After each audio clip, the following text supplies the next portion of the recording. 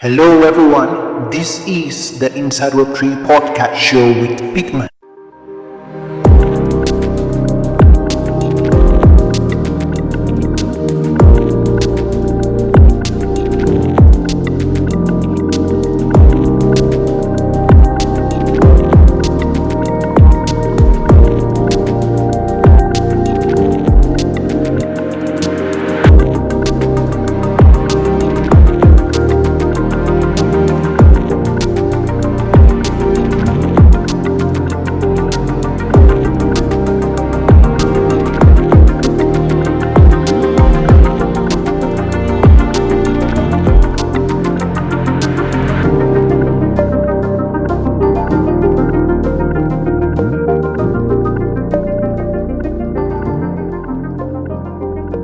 So yeah, moving forward, first I would say welcome everyone, and for those who joining us just now, and I'm going to obviously apologize.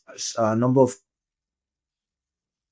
still waiting for guests, which I think may or may not join, but I already have just one of the guests here on the show from Nigeria, and I think I'm just going to go with her and continue with the show, so we don't take a number. We don't take time here, and whoever joins will hit on some of the topics. But yes, this is Apraemio Hangout. This is one of our community main events here on X Space, and yes, we're really happy to host guests, to have guests, and who will come share their insight on Web3 and a number of the journeys and within the space, and yeah, brainstorming and engaging. I also want to let the listeners know, definitely after the the engagement with our guests, if you want to speak, you definitely be given a chance to speak or to engage or make your contribution. The show is also open to everyone in the listener section, so please you guys should do well by retweeting the space, and also yes, retweeting the space and tagging your friends to come join this amazing section. So thank you so much. Yeah, Favour is on the line. Yes. And I hope she can hear me. So Favour, I'm with you here, and you're also with us here entirely. So uh if you can hear me, the mic is yours. I would love you to introduce yourself and share a bit of your journey in Web3. Yeah. Thank you so much. Yeah. Hello, everyone. Good afternoon. Good afternoon. Please confirm that you can hear me. Let me know if I'm audible. Yes, yes, I can hear you. Yeah. Okay. So, hi, my name is Favour Uche, and I'm a lawyer. I'm also what I would like to call an entry level product manager, and also I tag myself as a life novel, like Uh, when I talk about my journey per se in Web3, it's been a while. I I got into this space around 2019 when it wasn't so popular for most people. Then I got into it from the legal point of view. I was still in school actually at the time, but I was very much interested about how it was going to shape the world, change everything that we know, ownership, freedom, and all. So my ginger was there to all the Nigerians in the house. My ginger was very high around the time, so I would just pursue opportunities in the space, legal opportunities first of all. Then I moved on into full-time research in the space as well. Uh, I was working with a research institute in Kigali. Then from there, I moved into marketing, still within the blockchain space, and right now circling back to law and touching on product management. So I would call myself a kind of like a full circle person full stack person in Web3 and function across various departments right now in my capacity. But yes, I've been here for a while. I think that's a good word. I've seen the highs and lows. Yes.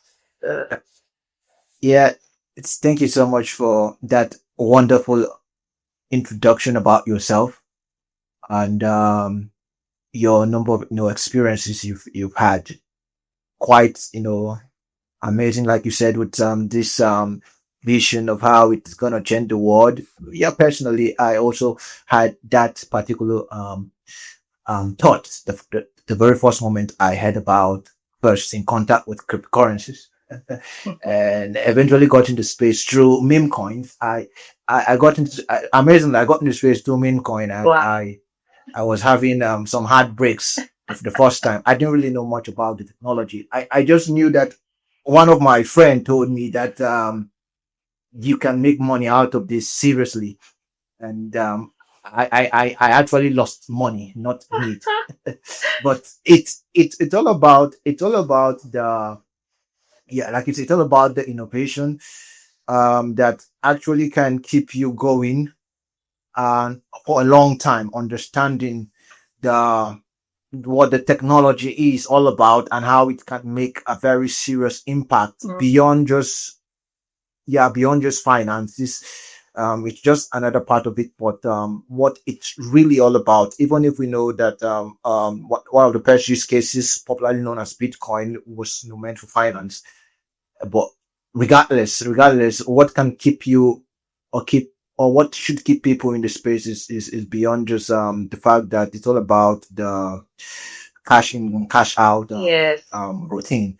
So yeah, exactly. So thank you so much. I definitely I would also want to know let's say yeah, of course your insight on Web3, your personal perspective.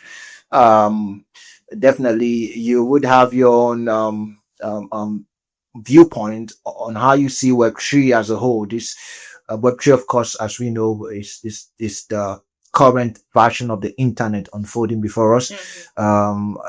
Using its we'll call it, dating back with Web 1.0, Web 2.0, and now we've got Web 3.0. Definitely there will be a Web 4. It's evolutionary, like it's just how like it's, so we're just trying to give it a name and time the processes of the fashions that we've had in the past.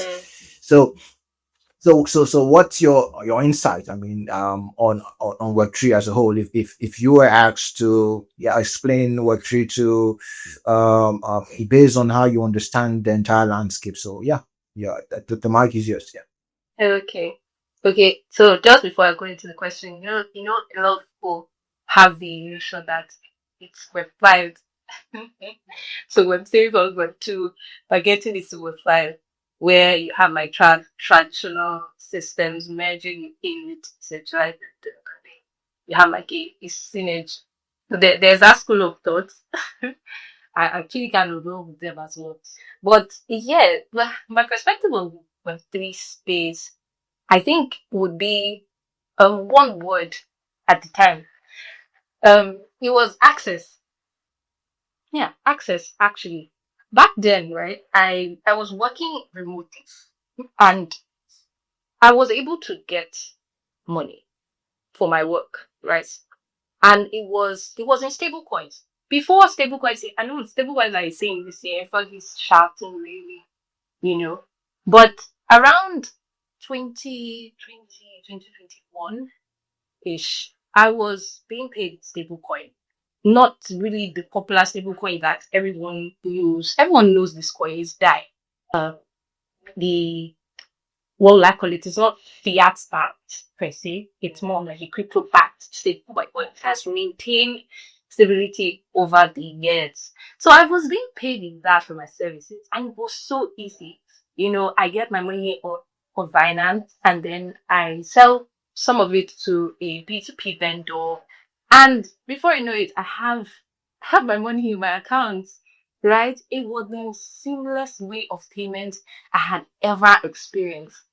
And this is coming from someone that, had also experienced having like dumb accounts where you'd have to pay. some fees. You have to have a minimum balance, and you would have to use the fees just to get your money out, right? I experienced freedom and access. So that is exactly why I see Web3 as freedom and access. It sounds cliche, but especially when you look at payments generally in Africa, I have seen Web3 really come to light in that sense. So if we're breaking it down for someone who has even never heard of the space before, Web3 just connects you to your neighbor without anybody into. I think that's the best thing it does. So you get paid, not just payments, even though it started from payments. You get paid, you send files, you send anything peer to peer, right? So that's all it needs to freedom and access. And it's still doing that. We are evolving daily, right? But those founding principles, they're still standing strong. Yeah, so that's my Oh, take on it. yeah. Yeah, thank you. Thank you. Freedom and access, if I can summarize you. Yeah. Freedom and access. That is I can totally agree with you on that. I have also had that freedom and access as to everyone listening um to operate on your own without your government, without the bank. That is the truth. I'm just being honest. With, so as long as you know what you're doing in the space, and we're just seeing I would say we're not really at the start of it. We've already gone past phase one of the Web3 innovation, or the Web3 pushing. We're definitely at another level, another level of this entire innovation. So just like you said, freedom and access, and it's what a number of people crave for, desire, and even a number of people who are out there who don't really still understand that they have an opportunity to actually have this kind of freedom and access based, I would say, because of their ignorance, or not knowing that there's something known or happening around them, such as Web3. So yeah, we hope that sessions like this, or when they go out, like sessions, podcast sessions, or X spaces, and definitely people come across it. They're definitely enlightened to know that they, of course, can have such freedom and access. Yeah. So moving on, I would love to know what's up with let's say, I know you are into law, just like you've said in introductions, and well, I don't know if you are building a project, or you definitely working with the team, or you are running your own law firm, company, or law firm, what as you call it. It's a firm, definitely. So yeah, so you just let us know, I mean, your specialty within the space. It could be you deeply into DeFi, or you deeply into NFTs, you deeply into trading. I don't really know, but and also relate that if you are also, or you just mainly just into law or product management, because I know you are also into product management. So just summarize it, uh, um, and let us know. Yeah. Okay. So proof for interest. I'm a very multi-faceted individual. And I interviewed as a private company. Very Sorry. So can you be more audible? I would appreciate. Yeah. okay. Okay. I said I find, or let's say I consider myself to be a very multifaceted individual. I hope I'm audible. Can you hear me? Yeah. Yeah. Okay. Yeah. I can hear. So, I've been in several, in fact, I've touched as much of Web3 as I could over the years. I think now my appetite has been a bit satiated, and I'm just, calm and doing the lawyer work. So I work full time as a lawyer for a law firm for institution lawyers. We're based in Lagos, Nigeria, and offer services to mostly Web3 startups we have a very good specialty that blockchain and virtual assets that, but and other types of stack which as well. But right now, I think I've just used this opportunity to highlight something that myself and some of my other colleagues have been working on for a while. And that is the Virtual Assets Service Providers Association.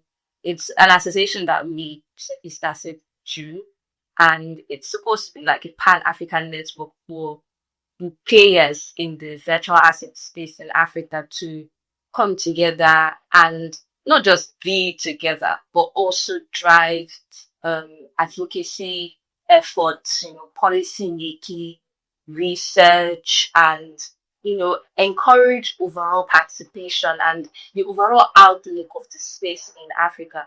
So we saw the gap, especially in Nigeria, where there's a lot of there's a gap right now between the stakeholders and the regulators. The regulators are trying now, at least it's better than before, but we wanted to move the space from not just being a reactive one to being an actual um, proactive space where we engage before things happen, right? And, help people, virtual asset service providers in the space, to find their footing, know what actually works, regulation wise, policy wise, and all.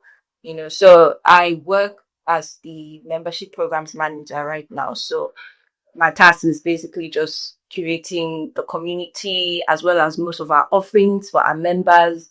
We have a couple of member tiers, and it's still early, so we're still open to memberships, but it's a very elite organization.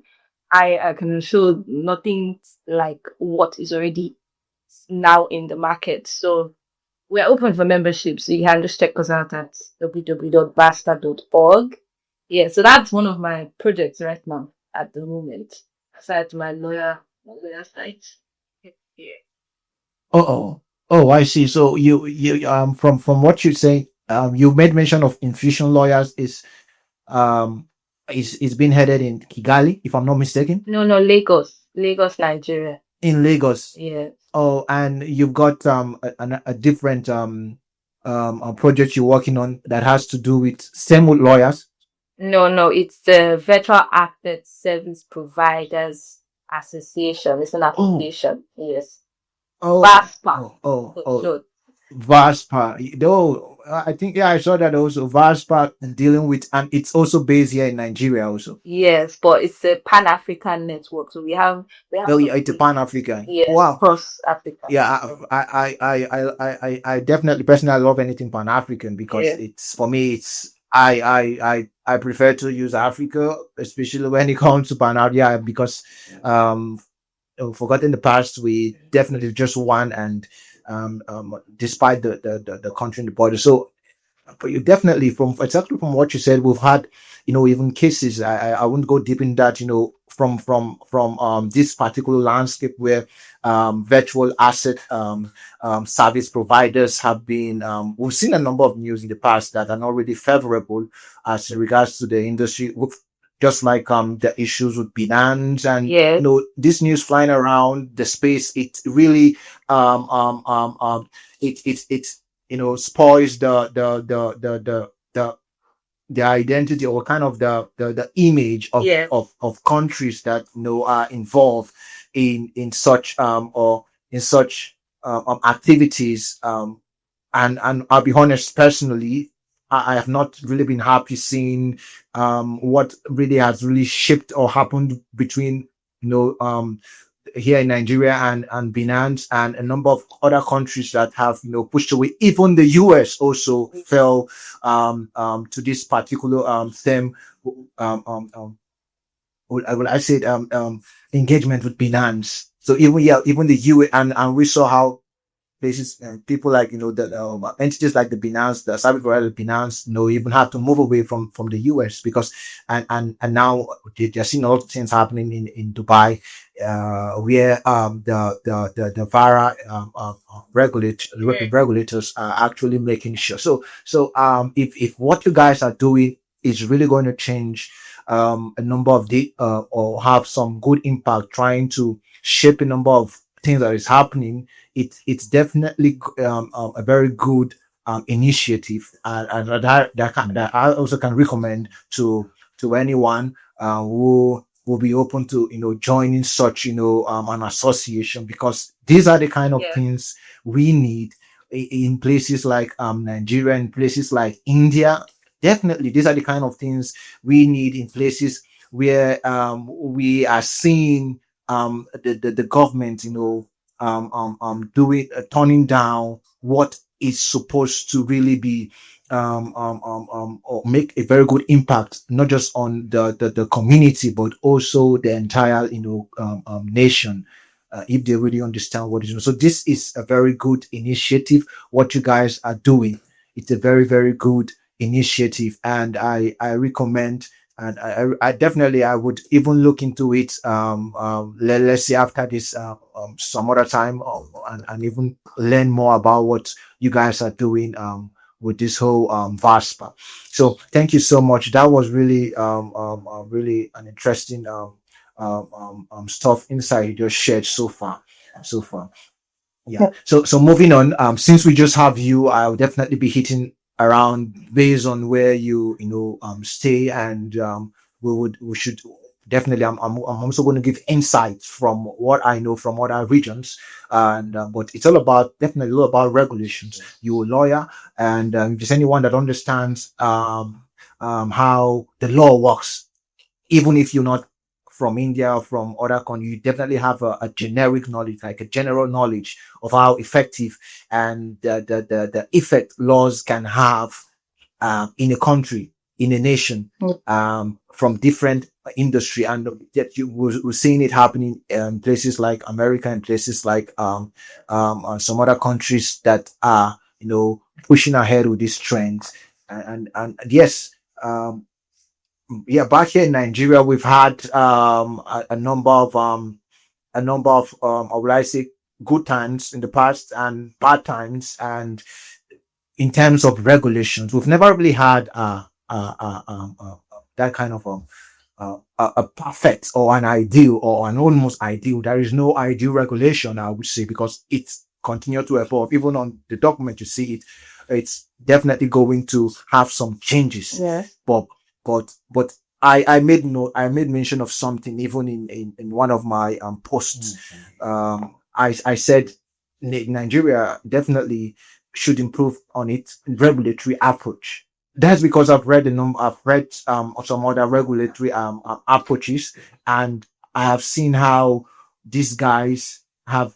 I think they've made based on understanding of what the technology stands for. They've made a number of they've made such approaches based on an understanding of what this whole thing stands for, and it's why some people may just welcome what the Nigerian government has done by just classifying all cryptocurrencies as securities. It's definitely one of the things that even in the US it was like they gave it a thumbs down, and you really did a lot of debate on that particular approach. Yep, I followed up with that trend, and it was like, no, you can't just start the entire industry as securities. How even Bitcoin alone, by its nature, is not even close to that particular that particular category, and for a country to come and say, okay, let's give it everything its securities. It's like someone made a comment. It's a blanket approach, but at the same time, I've seen some people come make some comments, and I will not be. I'm not going to just give a thumbs down on what the government has done. But I'm going to also give a thumbs up. Yes, it's an approach, and for people who may not really understand so much about it, they're like, okay, it's a welcoming approach, but at the same time, it has an impact. It has an impact. If it's going to just be a first approach, and in the meantime, it's definitely going to be changed or something's going to be worked on. But at the same time, having such an approach for me is not that ideal to just come out and say, oh, everything is securities, not understanding really the technologies behind this.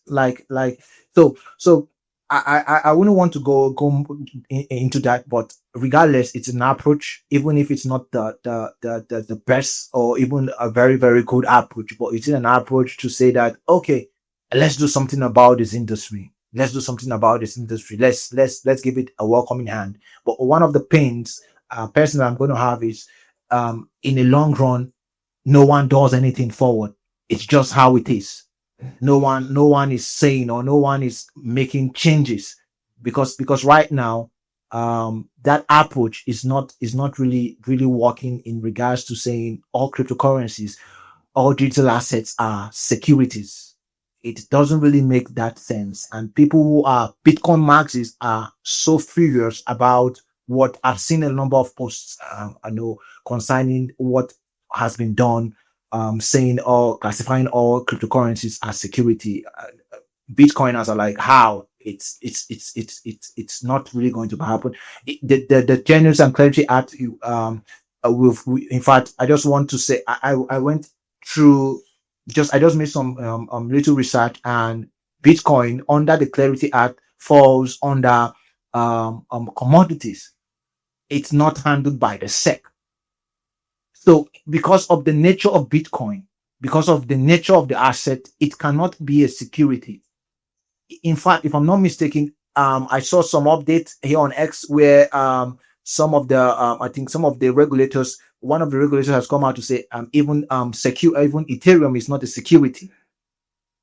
And from the research I've made, we're seeing that, a number of layer one assets, like the Ethereum, those protocols, they were tagged as not being securities. But I know very, very well that Bitcoin falls under, no commodity, that is the CFTC, within the US regulation right now as we speak. And it's a welcoming approach. It's a very welcoming approach. It's a very welcoming approach. So that is one of the reasons, what Nigeria has done with, regulations. uh it needs something more better. If we are really going to lead the continent, we should be doing something much more better. Because if you call Bitcoin a security, how many Bitcoin based institution will want to even work with Nigerians, or work with the country, or work with, what's happening, here in Africa? So for me, it's not ideal. So I know I've said a lot, and I'm still going to chip in some things, as I also would want to hear from your own sake. But here's what I have to you, Favor. So, based on what is happening, Nigeria is Africa's largest crypto market. I always noticed about that. Yet, the regulatory landscape has seen mixed signals. You and I know, and a number of people who are conversant with the regulatory landscape, within Nigeria, definitely knows and understand what this means. So, as a legal expert that you are, what's your perspective on how current, crypto regulations are influencing users, startups, and investor confidence in Nigeria? Yes, definitely. So yeah, just give us your own take. Give me your own take on how, this whole, regulations is definitely, influencing users. I know users might not just really see the impact. I would say ordinary users will not even understand. It's all about knowing. So people are not really focused into, oh, how does regulations even concerns me? As long as I have my wallet, my custodial wallet, how is it my business? But definitely it's going to have a very, very huge impact on startup, on startup.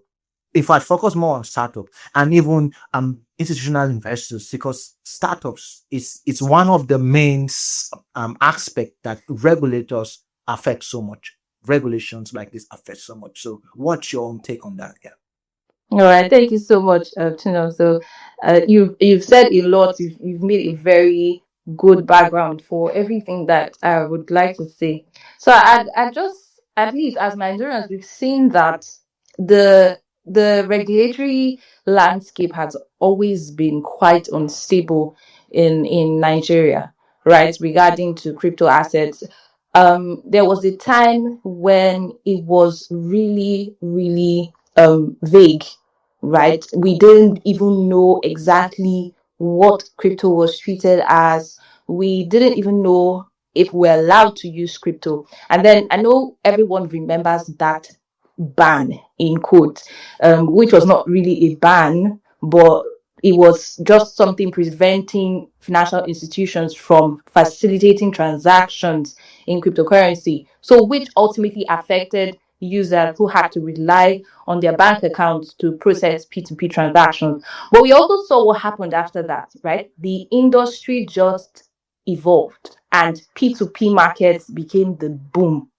And going after that, we saw the SEC release its own perspective on things. So the first perspective was from the CBN, saying cryptocurrency is bad, don't use it, it's risky. And that was also the Silk Road, Silk Road reputation thing was still very heavy on the space at the time. So moving from the CBN, we got into the SEC, where the SEC came in and just released a statement saying, hello, cryptocurrencies are securities, you know, and they had this, it was just a very short paper, like a statement about their stance on crypto. Moving forward after that, we had the rules, the first part of the rules, I think around 2022, which basically was like our first framework. So the rules weren't law per se, because we didn't really have anything